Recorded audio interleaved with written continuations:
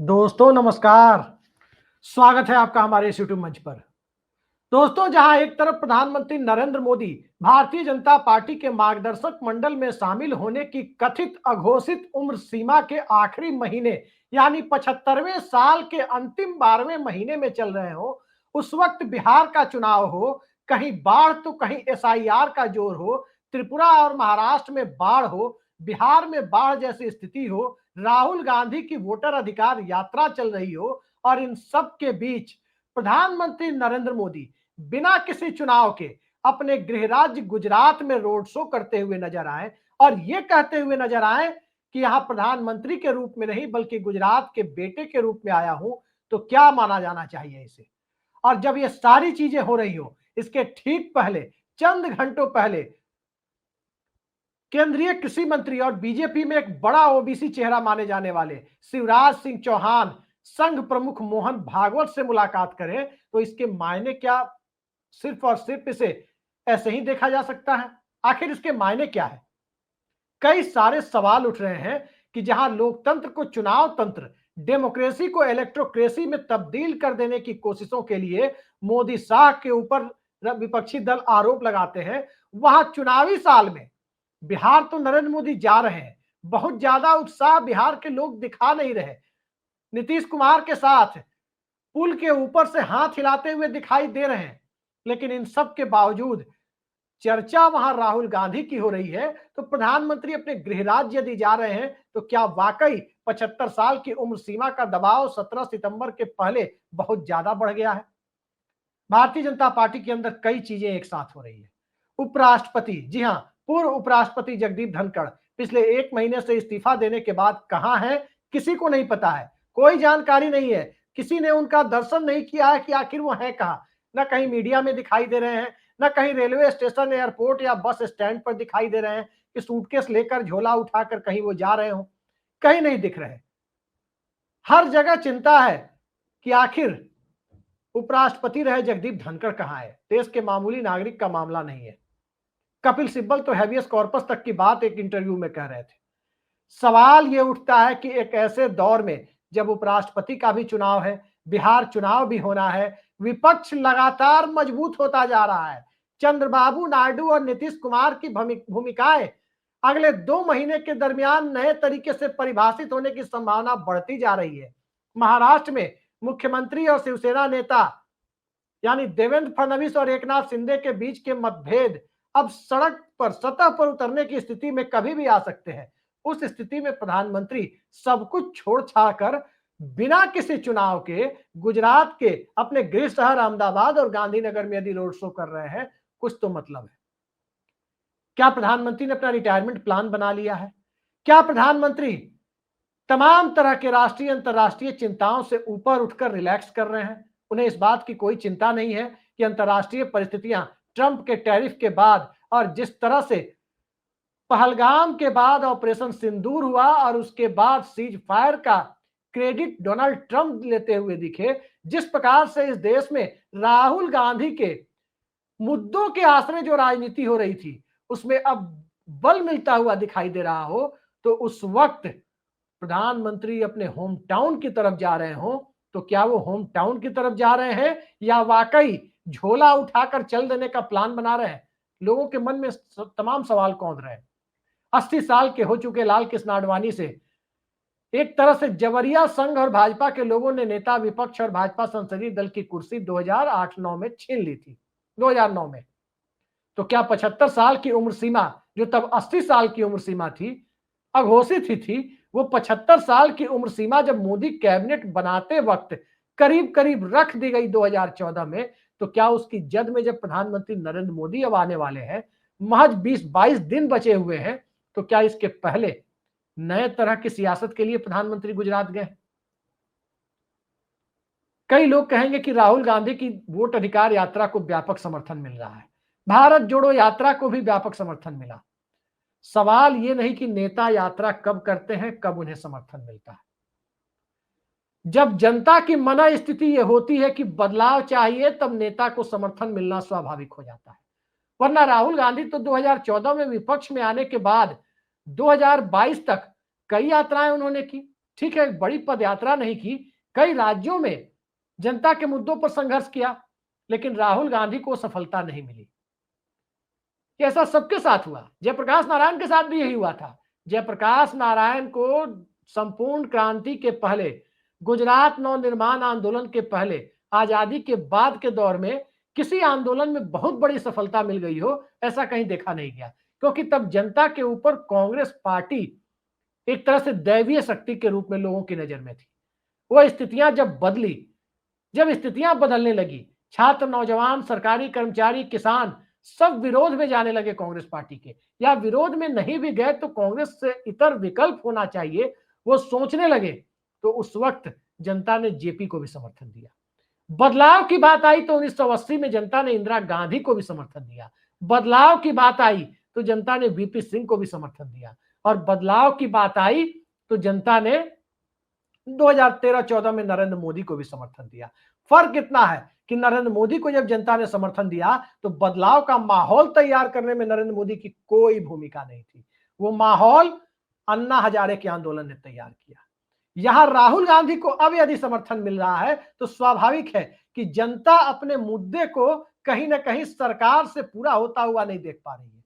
और जब जनता अपने मुद्दे को सरकार से पूरा होता हुआ नहीं देख पा रही है, उस वक्त जनता के मुद्दों को सोल्व करने की बजाय प्रधानमंत्री यदि रोड शो में गमछा हिलाते हुए कहीं नजर आए, कहीं अहमदाबाद में जाकर रोड शो करते हुए नजर आए, तो सवाल तो बिहार के वोटर भी पूछेंगे कि क्या बिहार के लोग या पूर्वी उत्तर प्रदेश के लोग मजदूर बनकर गुजरात, महाराष्ट्र और दूसरे राज्यों में जाने के लिए अभिशप्त रहेंगे? क्या वो जनरल बोगियों और स्लीपर बोगियों में लदा कर उधर ही जाते रहेंगे? क्या 12वीं पास करने के बाद बिहार छोड़ना ही बिहार के नौजवानों का एकमात्र विकल्प है और कोई रास्ता नहीं है? जो सवाल नीतीश कुमार से पूछा जा रहा है, स्वाभाविक है कि नीतीश कुमार के सहयोगी की भूमिका में दिख रहे नरेंद्र मोदी से भी पूछा जा रहा है। तो ये सारी परिस्थितियों के बीच अंतरराष्ट्रीय स्थितियों को यदि छोड़कर घरेलू परिस्थितियों को देखें, तो घरेलू परिस्थितियों में देश को बिहार बनने में बहुत ज्यादा फर्क नजर नहीं आ रहा। बिहार बनने में हो सकता है कि आपको देश के अंदर दूसरे राज्यों की स्थिति भी बिहार जैसी दिखाई दे। और यह बात मैं क्यों कह रहा हूं, क्यों इस देश के अंदर एक अनरेस्ट की स्थिति आ सकती है, इसकी आशंका व्यक्त की जा सकती है आज की तारीख में कि देश के अंदर कोई बड़ी सामाजिक क्रांति, लोकतांत्रिक परिवेश में पली हुई क्रांति हो सकती है। क्योंकि आप अपने घर में, हम अपने घर में सब देख रहे हैं, एक भी मेड इन इंडिया प्रोडक्ट आपको दिखाई नहीं देता। मोबाइल से लेकर टेलीविजन तक मेक इन इंडिया का नारा धूल धूसरित होता हुआ दिखा। मोबाइल से लेकर टेलीविजन तक, छोटे छोटे अप्लायंसेस तक, कुछ भी मेड इन इंडिया नहीं दिखता। किसी भी कंपनी को आप देखें, वो कंपनी बाहर की होगी।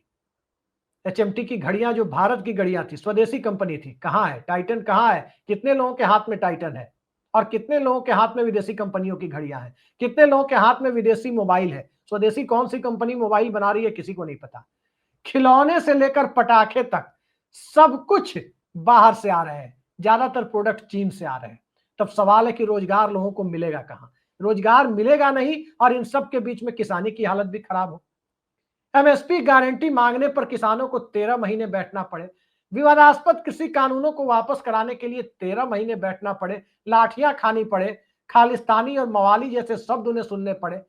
ये हालत जब इस देश के अंदर अन्नदाता की हो, नौजवान की हो, सेना में भर्ती होने वाले लोगों को अग्निवीर बना दिया जाए, 4 या 6 साल की नौकरी वाला अग्निवीर, तो उस हालात में जिस तरह का गुस्सा नौजवानों में और किसानों में पनपता हुआ दिख रहा है, फिर उसके बाद जब मैन्युफैक्चरिंग क्लास की स्थिति खराब है, सर्विस सेक्टर में बहुत ज्यादा उम्मीद अब नहीं रखी जा सकती, क्योंकि सर्विस सेक्टर भी कहीं ना कहीं सैचुरेशन पर दिखाई दे रहा है। तो उस स्थिति में नरेंद्र मोदी के पास आर्थिक नीतियों को देखने, विदेश नीति को देखने, अंतर्राष्ट्रीय संबंधों और अंतर्राष्ट्रीय स्तर पर भारत की भूमिका को देखने, इस देश के अंदर डेमोग्राफिक डिविडेंड जिसे कहते हैं, 15 से 65 साल की उम्र सीमा के बीच के लोग जो किसी भी देश की ताकत होते हैं, उनकी स्थितियों को देखने की बजाय रोड शो में प्रधानमंत्री दिख रहे हैं, तो क्या इन सब से बेफिक्र उन्हें नहीं माना जाना चाहिए?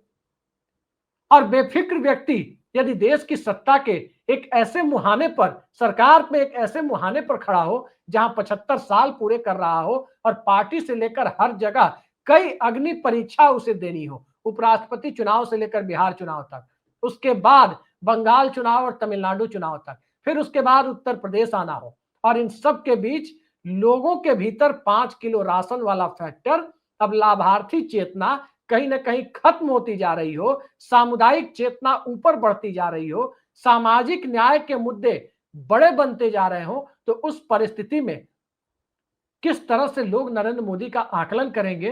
मुझे लगता है कि नरेंद्र मोदी को हम सबसे ज्यादा इस चीज का एहसास है, तभी वो गृह राज्य की तरफ गए।